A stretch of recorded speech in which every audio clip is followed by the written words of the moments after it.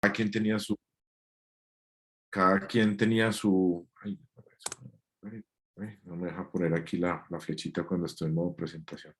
Dame un segundito, que no sé por qué. Listo. Entonces, sí, cada maestro cervecero tenía su técnica de malteado, pero entonces hoy en día, ¿para qué sirve ese malteado?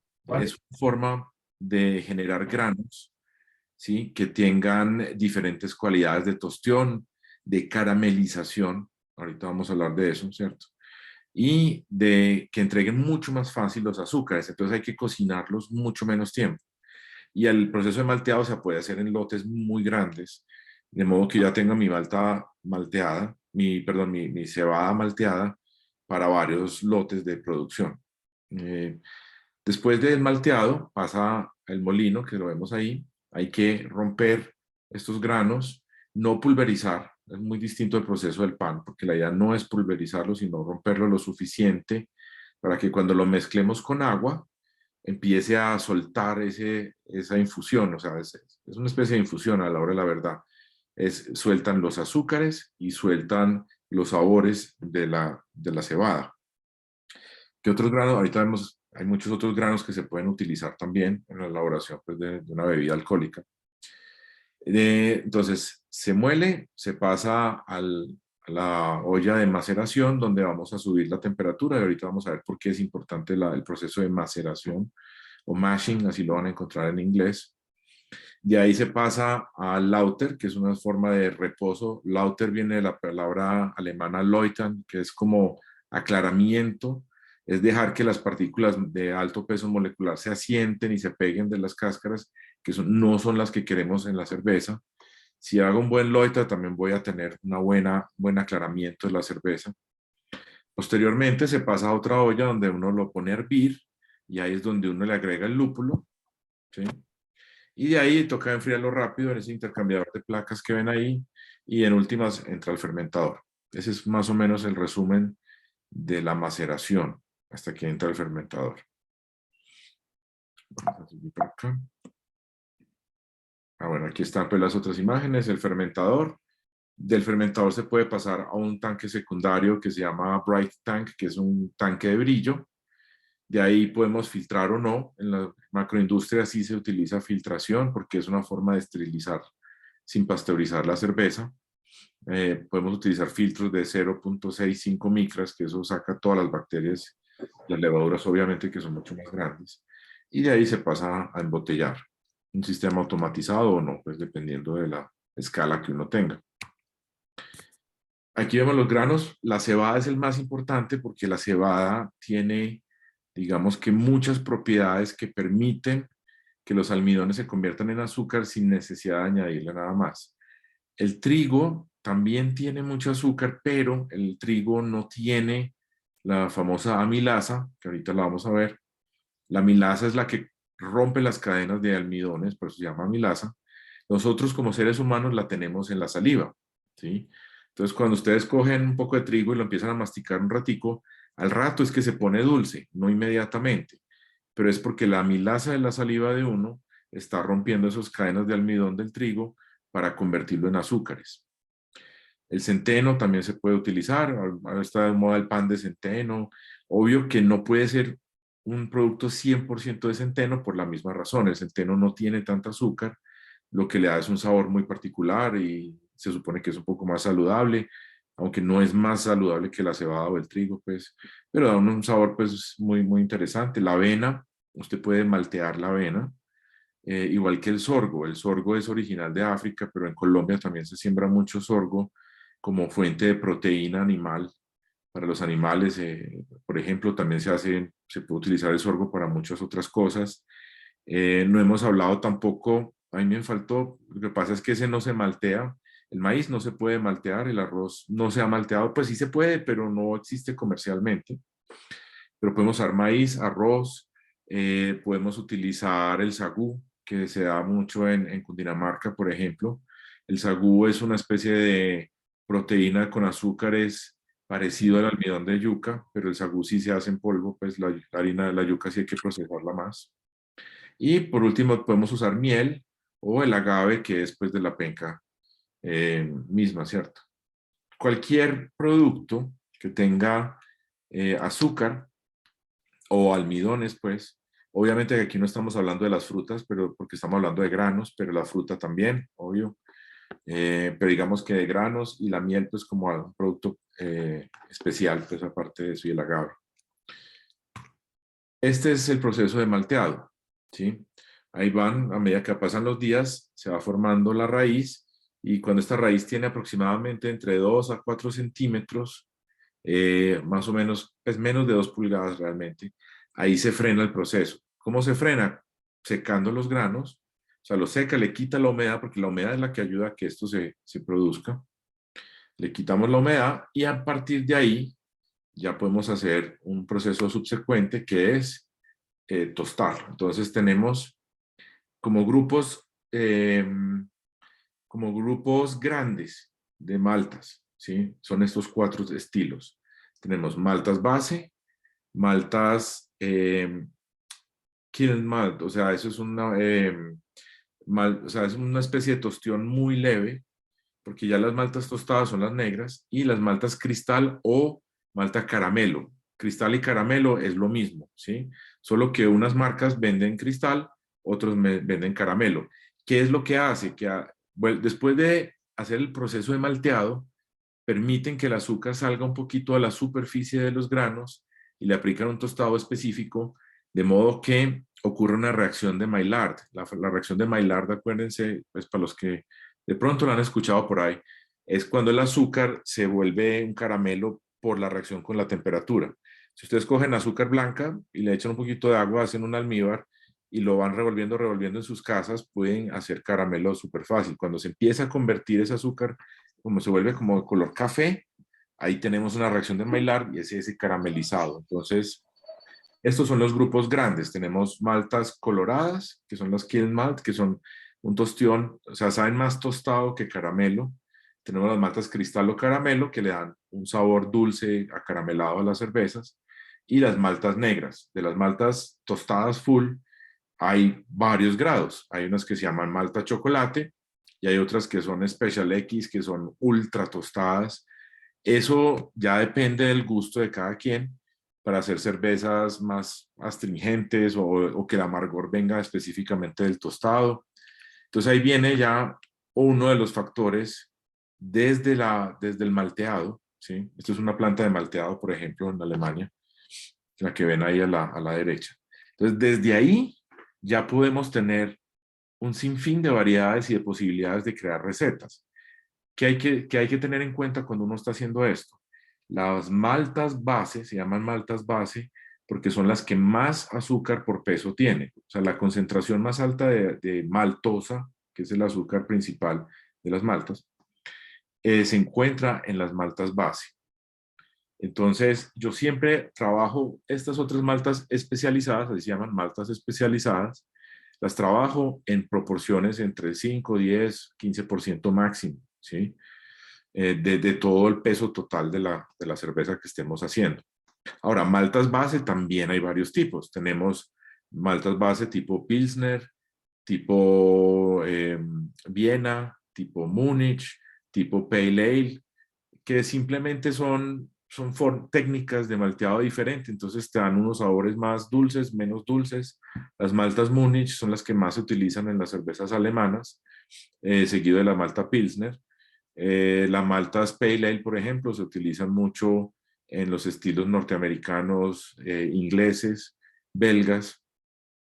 Por ejemplo, si yo voy a hacer una cerveza de trigo, no puedo hacer una cerveza 100% de trigo, sino que utilizo malta base, le meto una caramelada y le meto el trigo. Entonces uno ya puede jugar 50% malta de trigo, 40% malta de trigo. Lo mismo que si yo quiero utilizar malta de, por ejemplo, de avena, para darle un sabor más cremoso a un stout. Una cream stout lleva avena, entonces, ¿qué tanta avena le pongo? Aquí en Colombia se consigue la avena en hojuelas, que también funciona muy bien. Si yo quiero hacer un mosto para hacer un bourbon, la regla para el bourbon, que es el whisky norteamericano, el whisky, pues, mal pronunciado. El bourbon es una mezcla de mínimo 70% maíz y 30% de malta base, ¿sí? De malta pilsner o cualquiera de esas, de cebada. Ahora, ¿qué es lo especial de la cebada? ¿Por qué utilizamos más cebada que centeno, que trigo? ¿Sí? Siendo que el trigo puede ser más económico, por ejemplo, ¿sí? Los demás granos, aparte de la cebada, no tienen una amilasa propia y esa es la magia de la cebada. Vamos a ver si me pasa.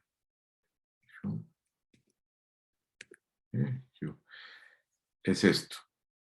A ver si lo ponemos acá. Bueno, vamos a ver. Ay, no, se me está. Perdón.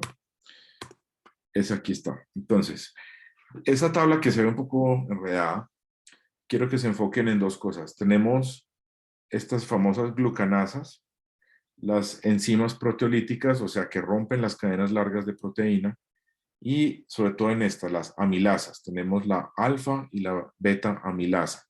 La amilasa, ¿qué es lo que hace? Coge, otra vez, un segundito.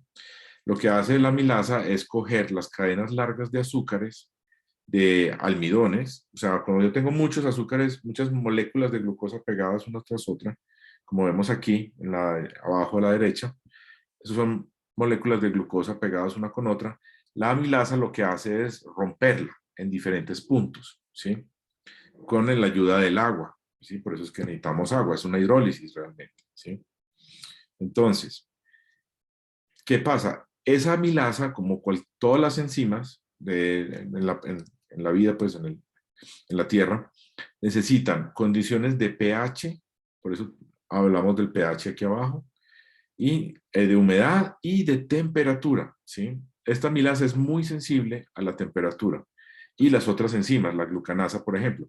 ¿Qué hace la glucanasa? La glucanasa ayuda a romper el cascarón que está dentro, que contiene, pues, digamos, la bolsa dentro de la cebada, donde está todo el almidón. Hay que romper una capa externa donde está esa bolsita, el endosperma, ¿sí? Que se llama así, endosperma.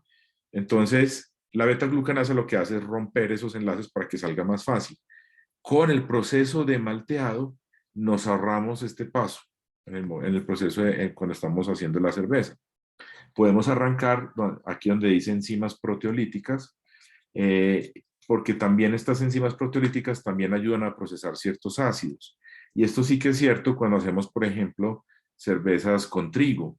Cuando hacemos cervezas con trigo tenemos que arrancar nuestra maceración en una temperatura un poquito más baja para que primero se activen las enzimas proteolíticas y me rompan algunas proteínas del trigo y liberen más azúcar del trigo, ¿sí? Si yo no hago esta etapa, por más trigo que le eche, no me va a aumentar la posibilidad de hacer alcohol con el trigo, pero si hago este paso, el trigo también me va a aportar azúcares para aumentar mi nivel de alcohol en la bebida final, ¿sí?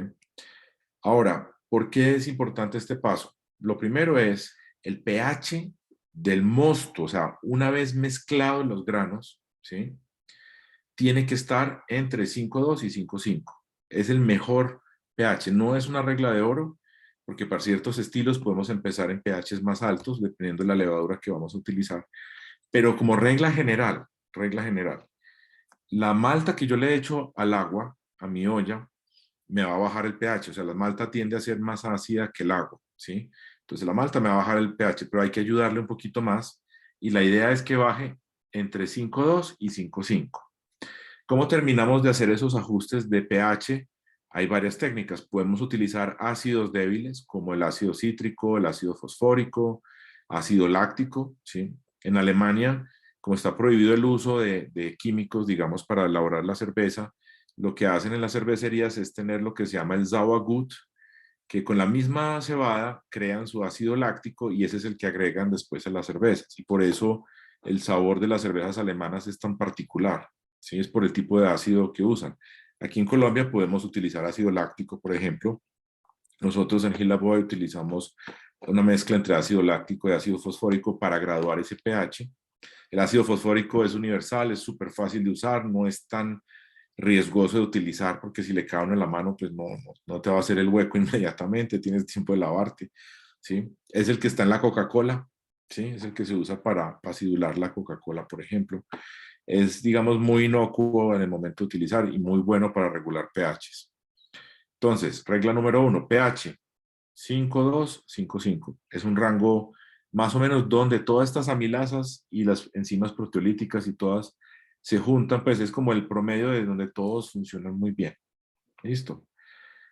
Hay otra cosa que hay que tener en cuenta y es la proporción de agua sobre peso de grano, ¿sí? Como vimos, como es un proceso hidrolítico, por hidrólisis, como vemos acá, ¿sí? Requiere agua. Si tengo muy poquita agua, no me va a funcionar bien. Entonces, ¿qué tengo que hacer? Tener una proporción de grano líquido, ¿cierto? Entonces, si yo tengo, para hacer un bache de 20 litros, tengo 5 kilos de malta, yo tengo que utilizar mínimo una concentración de 1 a 3, o sea, mínimo arrancar con 15 litros en total. Acuérdense que los granos van a absorber también agua, ¿sí? Porque están secos. Entonces hay que tener en cuenta esa absorción de agua. Entonces yo arranco con 20 litros, ¿sí? Y a los 20, de los 20 litros me van a quedar flotando más o menos unos 18 litros.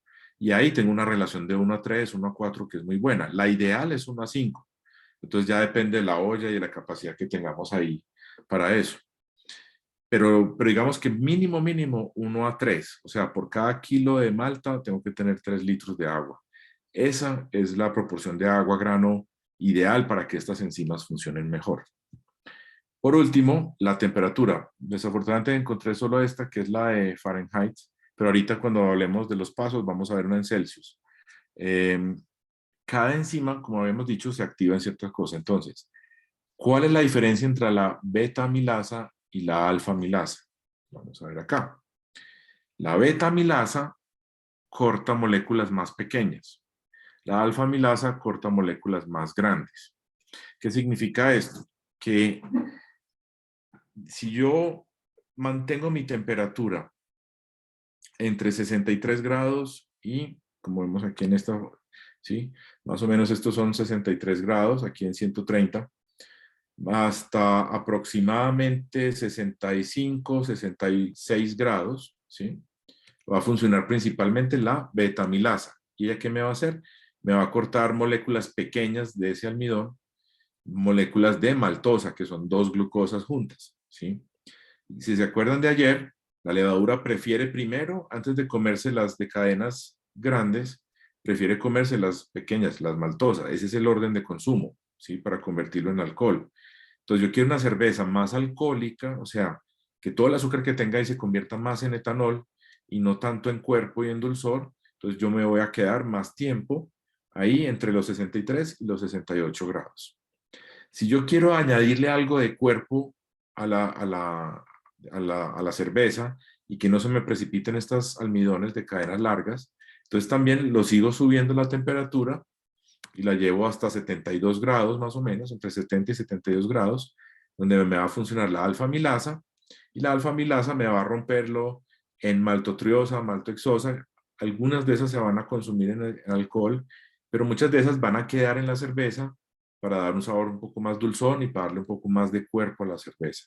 Entonces, si yo aumento mi temperatura de maceración a 63, de 63 a 68 grados, voy a tener una cerveza más de menos cuerpo, o sea, más ligera, con más grados de alcohol, pero yo puedo combinar las dos cosas. Yo puedo tener una cerveza con mucho alcohol y con mucho cuerpo. Entonces, la subo a 72 grados y la dejo en 72 grados un poquito más de tiempo, y ahí me va a producir una cerveza con mayor cuerpo.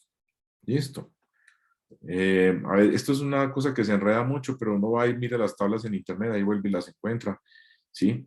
Hay estilos de cervezas y hay cervecerías que dicen, no, yo solo macero a 68 grados y arrancan en 68 grados, dejan ahí la malta y después lo suben a 78, que es donde se inactivan todas estas enzimas, ¿sí? Y ya, y con eso juegan y esa es la receta, también es válido, o sea, no tiene que ser una cosa donde yo suba la temperatura escalonada. Por ejemplo, mis estilos, yo arranco en 55 grados. Yo quiero tener un poquito de ese efecto proteolítico en mis cervezas, porque me parece que le otorgan mejor espuma y un cuerpo un poquito mejor, ¿sí? Pero son cosas muy individuales, o sea, no es el estilo, no es una regla de oro, pero entiéndanlo para que sepan qué es lo que están haciendo en el momento de macerar. Listo. Entonces aquí ya vimos esto, la betamilasa lo que hace. Por ahí había una preguntita, algo. No. Al final hacemos las preguntas, creo que quedamos en eso. Yo me quedo y las respondo. No hay ningún problema. Apúntelas por ahí con una hojita. Ok, proceso de maceración. Entonces, ya cada estilo, por ejemplo, las American Ales, por lo general son así, maceran en 65, 66 grados. Los estilos alemanes sí exigen, para una buena lager, para una buena pilsner, tienes que arrancar en 63 grados, hacer otra etapa en 70, 72 grados, y ahí sí llevarlo a 78. El 78 grados es lo que se llama el mash out, que es como el fin de la maceración. Lo llevamos entre 78 y 80 grados simplemente para inactivar las enzimas, para que pare el proceso, ¿sí? Para que ya no funcionen más y se queden quietas y dejen la cerveza tal como está. Eh, Eso lo hacemos todos. Yo creo que sí es bueno para que tengamos consistencia de lote en lote, ¿sí? Por eso sí hay que hacerlo, pero no es una cosa obligatoria. A nivel de cervecería casera, pues usted llegó hasta donde tenía que llegar y ya póngalo a filtrar. Pues hacer el lauter, pues que ahorita vamos a ver qué es el Leuton, pues el lauter, el famoso lauter. Entonces viene la pregunta aquí, ¿cómo lo vamos a hacer en la casa? Listo. Yo creo que podríamos, ¿será que podemos hacer una pequeña ronda de preguntas antes de ir al paso a paso?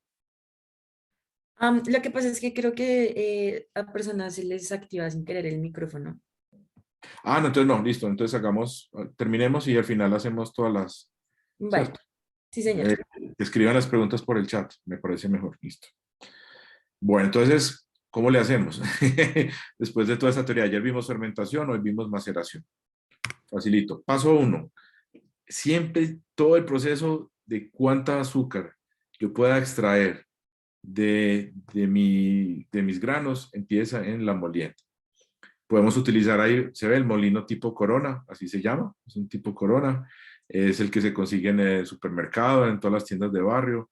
Podemos utilizarlo, hay que saberlo ajustar porque eso hoy tiene dos ruedas que se mueven una en contra de la otra, ¿cierto? Para que rompa lo suficiente y no lo pulverice, pero es posible hacerlo ahí. Yo lo hice alguna vez en un molino viejo que teníamos, cuando volvimos a retomar el hobby, pues hace como 15 años. Se puede hacer, ¿sí? Solo que pues es un poquito más laborioso y riega mucho por todos lados. Venden comercialmente estos molinos de rodillos, así se llaman molinos de rodillos, que tienen pues esas indentaciones lo que uno está buscando es no pulverizar, pero que la cáscara de los granos quede intacta, lo más intacta posible, pero que a la vez lo blanquito, que es donde está todo el almidón, salga o se pulverice más o menos, ¿sí? Entonces, esa foto que ven ahí, ese es un grado de molienda adecuado. Hay gente que muele no lo muele tan fino como está ahí. Entonces, ¿qué pasa? Vas a tener muchos granos intactos y si el grano está intacto, pues no va a soltar el azúcar. Entonces vas a tener mucho desperdicio, ¿sí? Entonces uno llega al final y dice, bueno, voy a calcular una gravedad específica o unos grados plato de 12 y terminas toda la almacenación y tienes 10. Pero ¿por qué no me dio? Entonces va a unir, lo primero que tiene que hacer es primero mirar si está diluido o no. Dos, ir al afrecho, que es lo que queda después de la extracción de los azúcares, y mirar si todavía hay mucho grano completo. Si hay mucho grano completo fue que no hicimos una buena molienda. Es el primer paso, ¿sí? Todo arranca, la maceración arranca aquí, en la molienda. Porque nosotros ya no vamos a maltear, ya compramos las maltas listas de diferentes estilos y todo esto. Entonces, ojo con esto, ¿sí? La molienda es demasiado importante. O sea, la gente se le olvida, pero la eficiencia, que es, digamos que el porcentaje de azúcares obtenidos para cualquier receta de la planta que yo estoy utilizando, o sea, la eficiencia de mi planta, debe estar entre el 75 hasta 80%, pues es una eficiencia muy buena, ¿sí? La eficiencia de nuestra planta es del 79%, no se va volviendo, pero la eficiencia se mide desde la molienda, no solamente qué tan eficiente es la planta como tal. ¿Sí? Listo. Paso 2 es lo que se llama el mash in, o sea, es agregar al agua que ya está precalentada, vamos a agregar entonces el producto molido, ¿sí? El mashing es como el inicio de la maceración. Este paso es muy importante, hacerlo muy bien. ¿Qué significa hacerlo bien? Agregar el molido, la molienda, puedes agregarla poco a poco, porque como estamos en un agua caliente, se puede apelmazar. Entonces vas a tener bolitas, grumos de este grano flotando por ahí y no se están mezclando bien con el agua. Entonces en esta etapa toca echar los granos de a poquito, revolver, otro poquito, revolver, otro poquito, revolver, ¿sí? Los que cocinan y han tratado de cocinar con harina de trigo entenderán a lo que me refiero, ¿sí? Es muy importante mezclar muy bien, hay que revolver muy bien aquí. Y no es o sea, no se revuelve de manera muy brusca, pero sí constante y a una cierta velocidad, ¿sí? Tanto que antiguamente, pues este también era parte del secreto de muchos cerveceros, de cómo revolvían y cómo hacían, que se hace el 8, la W, la figura que hacía pues con la pala dentro de la olla. Ya ustedes podrán utilizar su imaginación para hacerlo. Pero es importante para mejorar la eficiencia que el machine se haga bien, revolverlo muy bien para evitar grumos, o sea, revisen, levanten desde el fondo, miren que no queden grumos, y si hay grumos desbaraten, o sea, esa es la oportunidad para mejorar la eficiencia de la planta. El agua idealmente ya debe contener, si yo quiero ajustar el agua con sales o con el ácido fosfórico, por ejemplo, lo ideal es que ya tenga esos ingredientes mezclados en el agua para que se pueda homogenizar mucho más fácil. Si se lo agrego después es más difícil porque se puede quedar pegado de uno que otro grano, entonces no queda tan bueno. En los ajustes de agua es una cosa muy personal. Ya habíamos hablado de que el cloro no es bueno, entonces lo ideal sí es utilizar un filtro para quitar, un filtro de carbón activado para quitar ese exceso de cloraminas que hay en el agua del acueducto. El ácido fosfórico, hay fórmulas y programas, hay software, hay varios softwares, se los voy a mostrar aquí en el chat brevemente para los que tengan curiosidad, que se llama, eh, perdón, este no era este, un segundito, voy a escribir rápido en el chat. Por ejemplo, Beersmith, el otro es Brewfather. Hay una versión online que se llama Brewer's Friend, que es gratis, es online. Así hay varios, pues. Esos programas te permiten, digamos que, espérate, ¿dónde arrancamos aquí? Ese le permite a uno calcular basado en los granos que voy a echar cuánto tengo que hacer el ajuste del pH. Por ejemplo, si yo voy a hacer una negra, una stout, ¿sí? Tengo que utilizar menos ácidos porque la negra es bastante ácida. Entonces hay que agregarle y tener en cuenta, a veces toca agregarle incluso bicarbonato para subir el pH porque se me acidula demasiado el mosto, ¿sí? Entonces ojo con las maltas negras. Me disculpan 2 segunditos, voy a parar aquí que me va a llegar precisamente una malta en este momento. Entonces les voy a avisar que me den 20 minutos, 30 minuticos más. Un segundito, un segundito.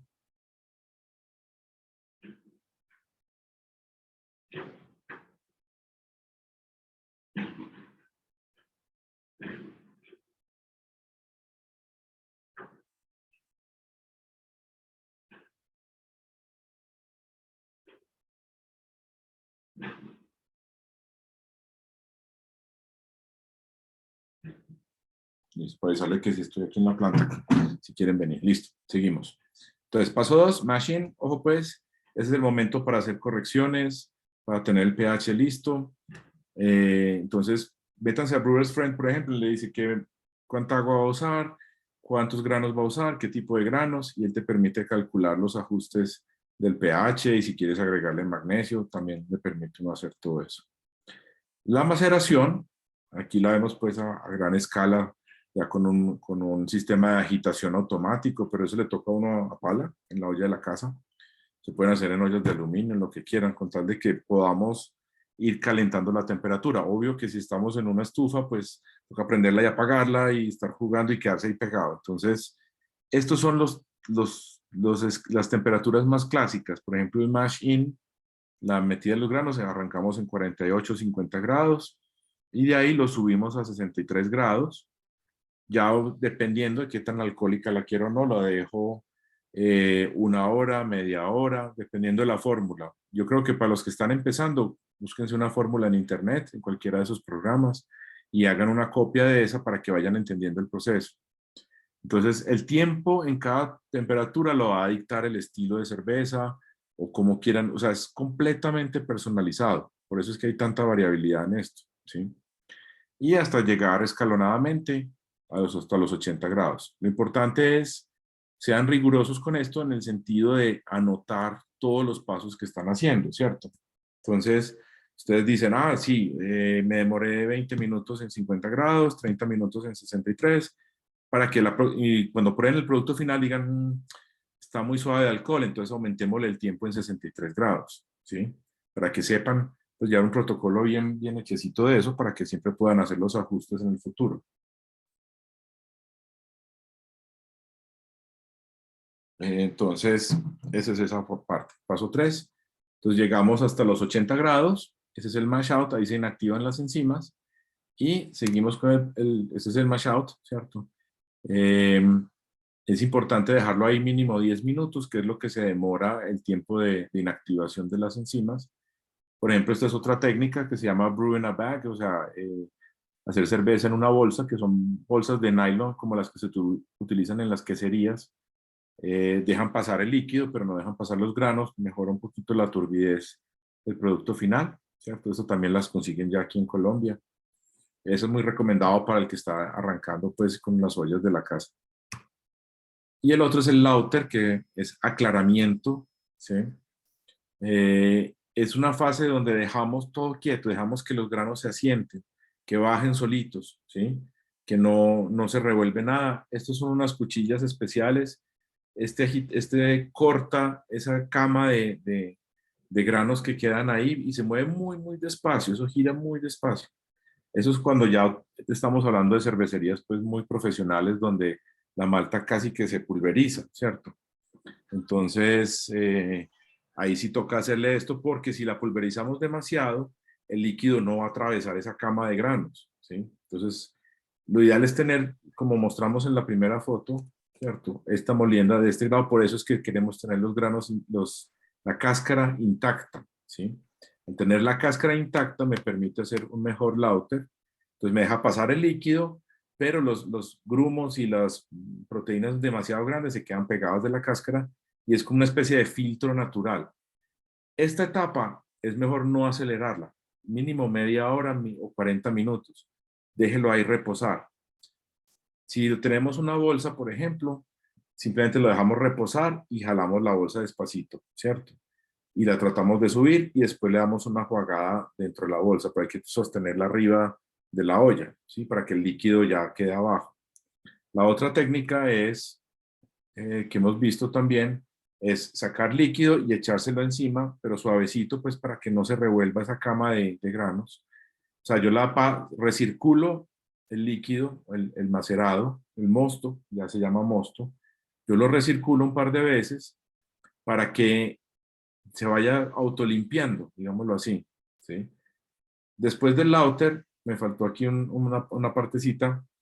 Yo puedo, por ejemplo, a veces hay ollas que tienen doble fondo, entonces yo subo la olla y encima le echo más agua, como para terminar de rincear esos granos, como tratar de extraerle lo último. Eso lo hacemos aquí en la fábrica, por ejemplo, en la planta, donde el lauter pasa de una olla a la otra. Si yo tengo solo una olla, pues me toca con la bolsa y sacarla y ya. ¿Sí? Entonces tratar de agregarle el volumen de agua completo. Si no, si yo tengo un falso fondo, puedo separar los granos y rinzarlos, pues, o jugarlos, que se llama sparging, pues, en inglés, un rinceado con agua limpia para que, digamos, tratemos de extraer lo último en azúcares en esa fase. Paso 6 es iniciar el hervor. Habíamos hablado ayer de la importancia de un hervor vigoroso, fuerte, ¿sí? Y una vez rompa el hervor, o sea, cuando esté echando bastante así burbujas y vapor y todo, ahí agregamos el lúpulo. Este lúpulo pues es en hojas secas. Aquí en Colombia lo venden en pellets, ¿sí? Que son como comida de perros, parece cuido.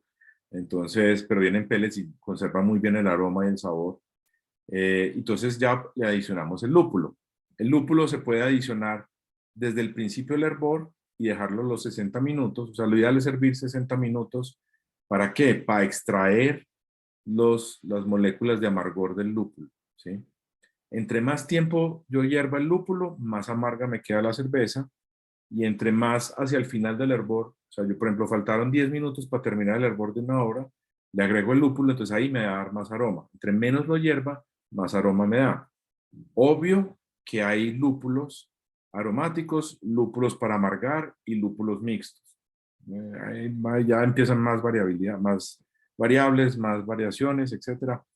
Pero para que tengan, para el principio fundamental de todo es, yo puedo coger un lúpulo aromático y si lo hiervo 60 minutos, me va a crear más amargor, ¿sí? Yo creo que esa es la parte fundamental de este concepto. Entre más hierva yo el lúpulo, más amargor; entre menos lo hierva, más aroma.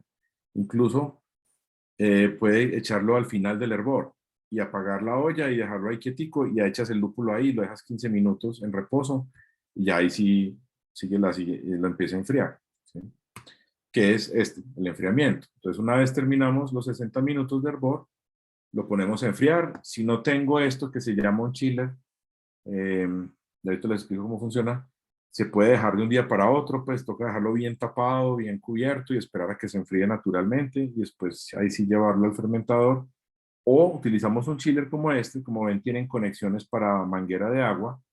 El chiller, obviamente bien lavado, bien limpio, no hay que sanitizarlo, no hay que desinfectarlo. O sea, si usted lo tiene limpio con agua, jabón, lo limpió, lo pagó bien, lo puedes echar en la olla hirviendo y ahí se termina de esterilizar.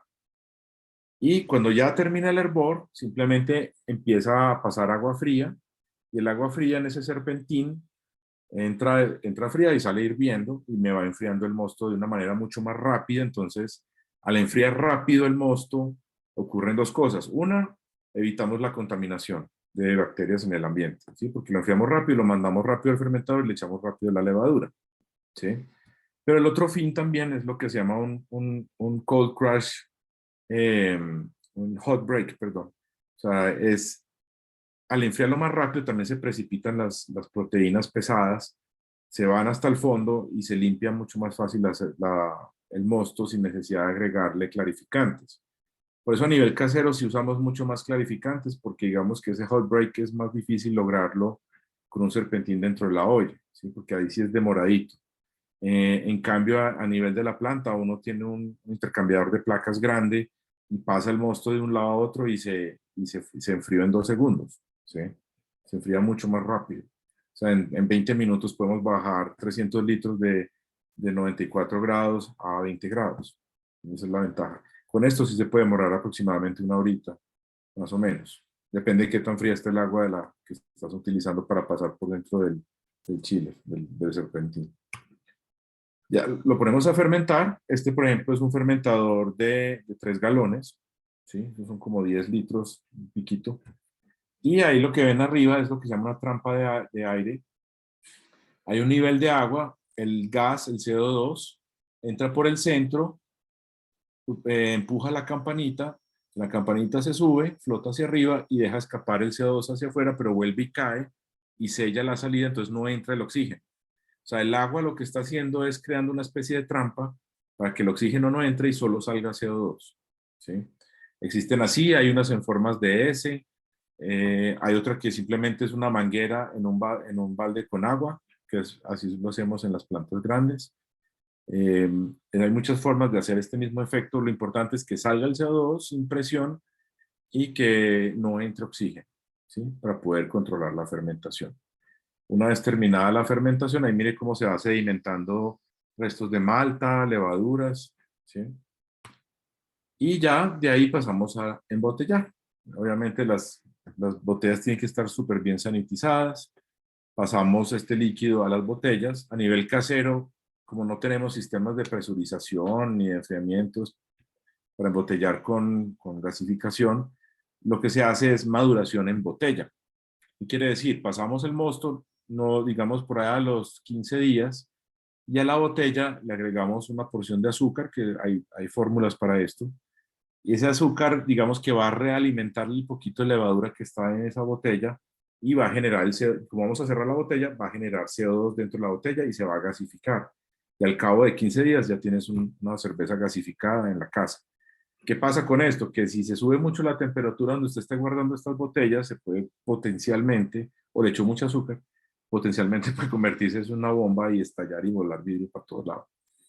Pero si lo controla bien, la cantidad de azúcar que le echas, la temperatura ambiental en la que vas a guardar la cerveza, eso es raro que suceda. Entonces, el embotellado y ya rotular y disfrutar. Este era mi profe allá en Berlín, disfrutando de las cosas de las cervezas que estábamos haciendo ahí en la planta piloto. Entonces, es un resumen muy breve de todo este proceso. Cada paso lo dividimos en, digamos, en los puntos críticos de elaboración de la cerveza. Cada paso tiene su ciencia, cada paso tiene ¿cierto? Su razón de ser, que es importante no saltarse esos pasos porque el producto final va a ser diferente. No quiere decir que esté malo, puede decir que yo no hago la otra porque me interesa otra cosa. Listo, hágale, páselo y ya. ¿Sí? Pero el hervor, hay gente que le gusta hervir solo 30 minutos también. O sea, el líquido después de 5 o 10 minutos de hervor ya se esteriliza, ¿sí? O por lo menos se disminuye bastante la carga microbiológica, ¿sí? Una esterilización realmente debería ser a 112 grados, o sea, una olla a presión, ¿sí? Pero aquí digamos que con 30 minutos de hervor está bien, si no quieren que el lúpulo, digamos, libere todo su potencial de amargor, ¿sí? Es factible hacerlo. Yo recomiendo hervir 60 minutos porque eso hace que la cohesión entre las moléculas y el agua, o sea, no es lo mismo un ajiaco al que yo le echo agua, al que yo ya cociné desde el principio y lo dejé igual y de ahí nos vamos a ir bien. Si yo le echo agua después, no queda igual y es más o menos el mismo efecto que vemos ahí. El enfriamiento sí es importante, ese sí no se lo puede saltar uno, porque si yo echo la levadura en esto hirviendo, la mato y no hacemos nada. La fermentación es variable, dependiendo del estilo, como vimos ayer. La embotellada, pues hay muchas técnicas, pero no es imposible hacerlo a nivel casero. Miren ahí, por ejemplo. Sí, hay gente que le gusta sanitizar las botellas con ácido cítrico, que no afecta mucho el sabor final. Hay presentaciones comerciales de ese ácido cítrico que uno lo puede probar y no sabe mucho, pero sí ayuda a desinfectar por lo menos las botellas y el disfrute. Bueno, hay que estudiar, hay que leer bastante. Y como dijo Luis Pasteur, ahí tienen ustedes. Muchas gracias. Voy a parar aquí. Muchas gracias, Heinz. Entonces, si quieres, te voy leyendo las preguntas que han hecho Sí, perfecto. Entonces, em, bueno, Carlos Eduardo pregunta si tengo una olla con falso fondo y válvula, ¿puedo, Ajá. puedo hacer perdón, perdón, si tengo una olla con falso fondo y válvula, ¿puedo hacer el lauter al mismo tiempo que el macerado? O sea, recircular Sí, mientras hacemos el macerado. sí, correcto, sí se puede. Ese es digamos, el escenario ideal, ¿cierto? Tener un falso fondo y que el líquido se acumule en el fondo y yo poder sacar desde ahí, desde la parte más baja de la olla, o sea, por debajo de la malla del filtro, ¿cierto? Del sedazo, pues, por decirlo así. Y una de las técnicas caseras que uno puede hacer es, yo abro la llave y miro en un vaso de vidrio, si todavía hay mucha particulita, entonces saco y echo por encima, saco y echo por encima, hasta que lo que sale abajo esté más clarito, y ese ya lo paso a una olla de hervor, a otra olla para poderlo hervir, y puedo terminar de jugar un poquito más ese afrecho que queda ahí, extraer un poquito más de azúcares que quedan en ese afrecho. Eso es, lo ideal es hacerlo con agua a 60 grados, 70 grados, ¿cierto? Y agua obviamente filtrada. El truco ahí es que yo, ¿cuánta agua he hecho? Hasta que la gravedad específica que me salga de ahí llegue más o menos a 1.015, pues, porque de ahí para abajo ya no hay ningún otro beneficio, es como echarle agua al mosto. Espero que eso responda la pregunta más o menos. Perfecto. Daniel Forero pregunta, ¿cuánto tiempo mantienes en el escalón proteolítico? Sí, a los 50 grados, por ejemplo, la de trigo yo arranco en 45 grados y ahí lo dejo 20 minutos. Después lo subo a 55 grados y ahí lo dejo 10 minutos y ya me voy al 65 y 72. El proteolítico, 10 a 20 minutos máximo, máximo, no necesita más. Carlos Cruz pregunta, ¿cómo puedo determinar la proporción de agua maltas si quiero llegar a una OG específica? Por ejemplo, quiero 20 litros de cerveza con OG de 1050. ¿Cuántos kilogramos de malta necesito y cuánta agua? Exacto. La OEG de 1,050 depende, o sea, para tener una gravedad original, se llama así, eso es lo que significa OG, depende del estilo que quieras usar, ¿sí? Pero entre más negro, pues la negra casi no te aporta nada de azúcares, ¿sí? Entonces, la malta base, que habíamos hablado, la malta tipo pizza, que es la clarita, que es la que más azúcar tiene, esa es la que nos va a determinar esto. Entonces, si yo quiero 20 litros de cerveza de una tipo Pilsner, me gasto entre 3 y 4 kilos de malta Pilsner, ¿sí? O malta Pale Ale, por ejemplo. Pero si yo quiero 20 litros de una negra, entonces voy a tener obviamente más kilos de malta en total, ¿cierto? Entonces necesito un poquito más de agua, ¿sí? Entonces todo depende de la receta. Entonces yo me meto ahí, calculo y me dice que la fórmula que yo quiero hacer es una Red Irish Red, que es esa les gusta a mucha gente hacerlo, ¿sí? La Irish Red tiene malta caramelo y tiene un poquito de maltas tostadas. Entonces vas a tener de pronto un malt bill de 4,5 kilos. Entonces tienes que echarle 20 litros de agua para arrancar, ¿sí? Y después jugar hasta obtener la gravedad pre-hervor, porque esta OG, o sea, Original Gravity, la gravedad original, es después del hervor. Ojo con eso, ¿sí? O sea, la gravedad final es la que cuando ya terminó de hervir, ya se enfrió, mejor dicho, la que yo llevo al fermentador antes de echarle la levadura, ¿sí? Y ahí viene un poquito el ensayo y error, cómo va uno manejando sus, sus estilos, ¿sí? Los programas que les mandé tienen una ventaja muy grande y es que te permiten más o menos predecir cuál va a ser esa OG al final del hervor, ¿sí? Teniendo en cuenta pues esos factores. Entonces, yo sugiero que utilicen esos programas al principio y hagan una receta estándar para que cojan un feeling de cómo va a ser el proceso. Entonces, eso de los 20, para hacer 20 litros de una OG de 1050 depende. Depende del tipo de cerveza que estás haciendo. Entre más oscura vas a necesitar más agua, por lo general, por lo general. Y entre más grados de alcohol al final también vas a necesitar más malta y más agua. Muchas gracias. Laura Fernanda Ballesteros pregunta, una vez embotellada la cerveza, ¿cuánto tiempo de caducidad tiene? La caducidad de la cerveza artesanal en general es más o menos de 2 meses. En especial cuando estás haciendo embotellado con maduración en botella, o sea, agregándole el azúcar para que se carbonate, realmente se llama carbonatación en botella. Como la levadura ya está viva, va a seguir funcionando y va a seguir acidulando. ¿Cómo hacen muchos cerveceros artesanales en Colombia? Tratan de mantener una cadena de frío. Simplemente mantienen las cervezas a 3 grados y de ahí la levadura que queda flotando por ahí no se va a activar. Entonces ahí te puede durar 3, 4 meses. Las lager pueden durarte 6 meses, las de nosotros duran 6 a 7 meses porque como es lager, se floculan todas esas levaduras y como la pasamos a un bright tank, o sea, hay un proceso mejor, minimizamos la cantidad de levadura que queda residual en las botellas y eso hace que dure mucho más tiempo, ¿sí? Obviamente la asepsia, todo ese otro cuento, pues es demasiado importante.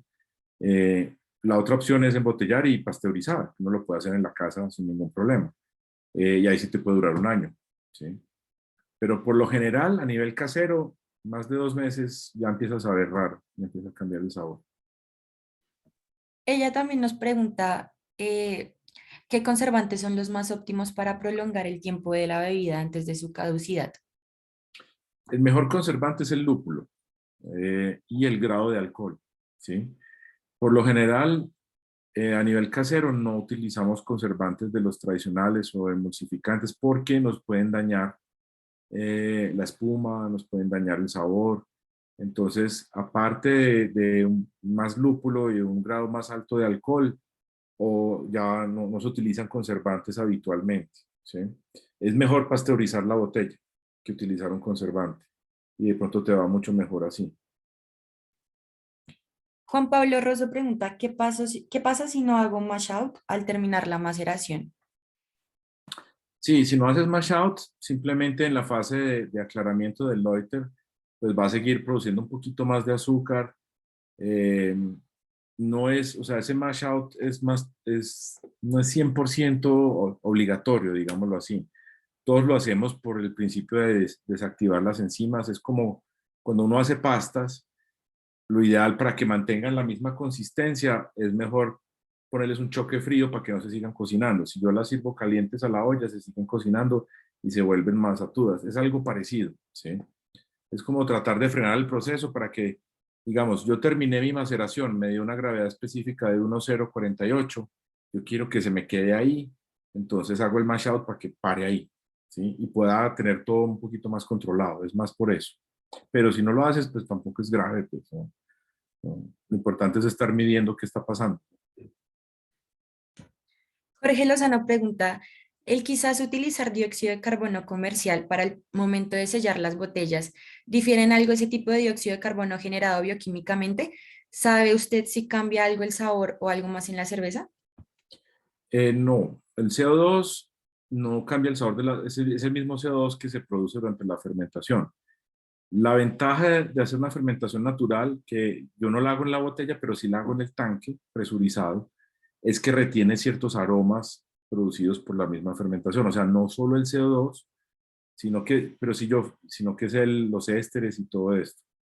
Si yo no dejo que se carbonate mi bebida y dejo que se evaporen todos esos ésteres, pues el sabor y el aroma no van a ser los mismos.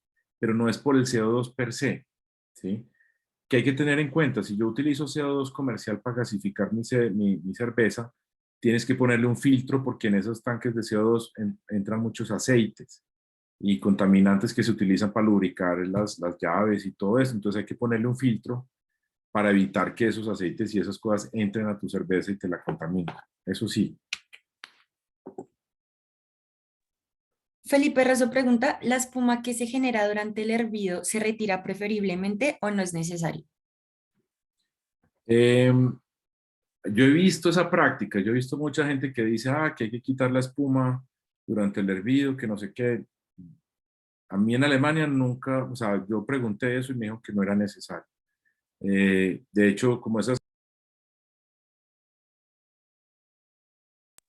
ahora sí. No, Qué pena, lo siento. tranquilo, no pasa. Entonces, a nivel industrial eso no se hace porque es impráctico hacerlo en ollas gigantescas. A nivel casero, hay gente que le gusta hacerlo, pues si le cayó una mosca, pues sí, quítenla. Pero, pero no es necesario. Yo no creo que cambie el sabor, ni la consistencia, ni la calidad de la cerveza. Yo no soy practicante de eso, pero digamos que aparte de lo que se sugiere pues en la literatura, no tengo otra fuente que diga que hay que hacerlo pues obligatoriamente, no. No lo he leído en los libros clásicos gringos de cómo hacer cerveza casera, el de John Palmer, por ejemplo. Yo se lo voy a poner aquí, John Palmer. Ese es muy bueno porque te da todo, desde cómo parar el agua, diferentes técnicas de maceración. Ese es un libro para la cervecería casera, excelente. El otro es el de, ay, se me fue la paloma. Bueno, eh, si me acuerdo se los digo ahorita. Eh, eso no te voy a buscarlo aquí en los libros que tengo por acá. Dame un segundito y te lo busco aquí. Pero sí, digamos que hasta ahora no sé, no tengo pues como una razón de hacer eso. Antes hay riesgo de que se contamine porque si no limpia bien la cuchara con la que quita la espuma, estás agregando un potencial de contaminación, etcétera, ¿cierto? Entonces no, yo no lo recomiendo.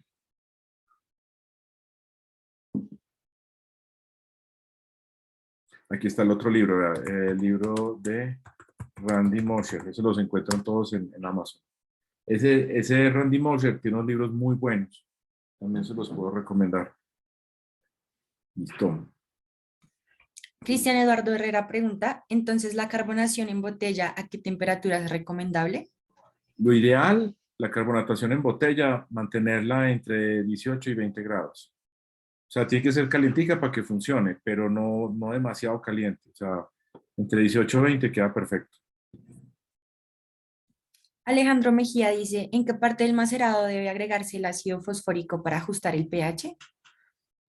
Sí, si estás, por lo general, los primeros 30 minutos, si necesitas ajustar el pH, ya en 30 minutos tienes una dilución bien homogénea y ahí te da muy alto el pH, entonces ahí le puedes agregar otras goticas de ácido fosfórico para ajustarlo, pero más o menos a los 30 minutos de iniciado el macerado. Y la última pregunta la hace Juan Camilo León. ¿La pasta de lúpulo que queda después del hervor se le quita necesariamente? Lo ideal es que sí, para que no se te lleve, pues para que ese lúpulo no se vaya al fermentador y genere más ácidos, puede generar ácidos y otros sabores indeseados. Entonces, digamos que si uno tiene que echar el lúpulo en la olla de hervor, lo ideal es entonces esperar al final del hervor antes de, y mientras uno lo enfría, dejar que esa pasta de lúpulo se asiente en el fondo y tratar de sacarlo por encima. Si se va un poco, pues no es el fin del mundo, eso se precipita en el fermentador también. La otra es utilizar filtros de tela, de acero, también se consiguen pues varios tipos de filtros que son como una especie de sedazo, que permiten que el lúpulo se homogenice muy bien con el líquido, pero la mayoría de la pasta de ese lúpulo queda dentro del filtro.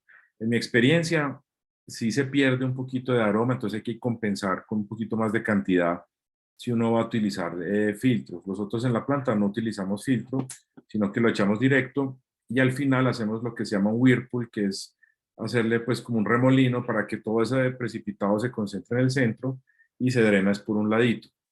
¿Sí? Esa es otra técnica. Vale, perfecto. Muchísimas gracias, Heinz, por acompañarnos el día de hoy. No, muchas gracias por la invitación y bueno, creo que nos vemos mañana, ¿no?